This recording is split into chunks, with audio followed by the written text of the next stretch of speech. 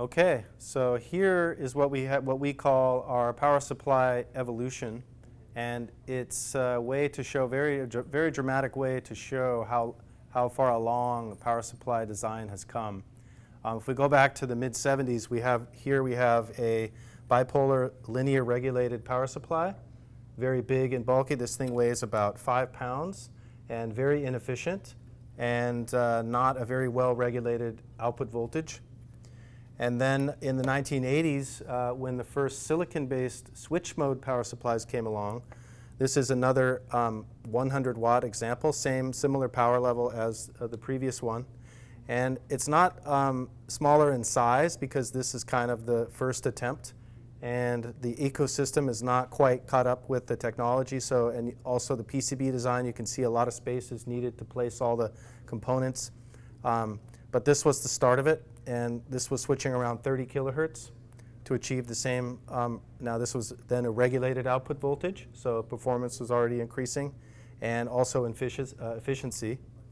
And this was around the mid-1980s. And then if we jump to today, this is a 140-watt power supply for comparison, a GaN-based power supply running at probably 5 times the frequency as what we have here.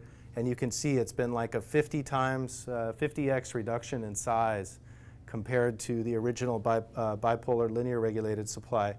And you can see our GaN chips there on the bottom, and very small magnetics and components. You can see that the power level is very similar, although we are delivering about 40% higher than the original 100-watt design. And we have about 67% in energy savings because of the higher efficiency. We have a much higher power density, about 35 times higher power density. And this enables a 25x smaller size reduction in the complete power supply. And then, of course, this is going to be much lighter. We go from about 4.9 pounds down to 173 grams.